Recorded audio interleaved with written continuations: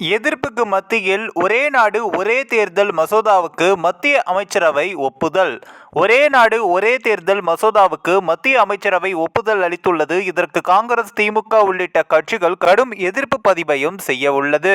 இந்தியாவில் நாடாளுமன்ற தேர்தலும் மாநில சட்டமன்றங்களுடைய தேர்தலும் தனித்தனியாக நடந்து வருகிறது. இதனால் அதிக செலவு ஏற்படுவதால் நாடாளுமன்ற, மக்களவைக்கும் மாநிலங்கள் மற்றும் யூனியன் பிரதேசங்களுடைய சட்டமன்றங்களுக்கும் ஒரே நேரத்தில் தேர்தல் நடத்தும் வகையில் ஒரே நாடு ஒரே தேர்தல் திட்டத்தை மத்திய அரசு கையில் எடுத்தது.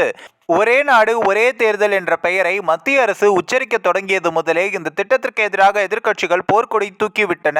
ஒரே நாடு ஒரே தேர்தல் திட்டத்தால் மாநிலங்களில் உரிமைகள் அனைத்தும் பறிபோகி மன்னராட்சிக்கு வழிவகுக்கும் என்று காங்கிரஸ், திமுக, திரிணாமுல் காங்கிரஸ் உள்ளிட்ட கட்சிகள் ஒன்று சேர குரல் எழுப்பின. ஆனால் இது எதையும் காதில் வாங்கிக் கொள்ளாத மத்திய அரசு இந்த திட்டத்தின் சாத்தியக்கூறுகள் குறித்து ஆராய்வதற்காக முன்னாள் குடியரசுத் தலைவர் ராம்நாத் கோவிந்த் தலைமையில் உயர்மட்ட குழு அமைத்தது. இந்த குழு அரசியல் கட்சிகள் உள்பட பல்வேறு தரப்பிடம் கருத்துகளும் கேட்கப்பட்டது. இதைத் தொடர்ந்து மத்திய அரசிடம் அறிக்கை சமர்ப்பித்த உயர்மட்ட குழு அந்த அறிக்கையில் நாடாளுமன்ற, சட்டமன்றங்கள் மற்றும் உள்ளாட்சி அமைப்புகளுக்கு 2029ஆம் ஆண்டு முதல் ஒரே நேரத்தில் தேர்தல் நடத்தி கொள்ளலாம் என கூறியது. இந்த நிலையில் ஒரே நாடு ஒரே தேர்தல் மசோதாவுக்கு மத்திய அமைச்சரவை ஒப்புதல் வழங்கியுள்ளதாக தகவல்கள் வெளியாகியுள்ளது. தற்பொழுது நாடாளுமன்ற குளிர்கால கூட்டத்தொடர் நடந்து வரும் நிலையில் இந்த கூட்டத்தொடரிலேயே ஒரே நாடு ஒரே தேர்தல் மசோதாவை தாக்கல் செய்து குடியரசுத் தலைவரிடம் ஒப்புதல் பெற மத்திய அரசு திட்டமிட்டுள்ளது. ஒரே நாடு ஒரே தேர்தல் மசோதாவுக்கு மத்திய அமைச்சரவை ஒப்புதல் வழங்கியதற்கு காங்கிரஸ், திமுக உள்ளிட்ட கட்சிகள் கடும் எதிர்ப்பு பதிவு செய்யும் என எதிர்பார்க்கப்படுகிறது.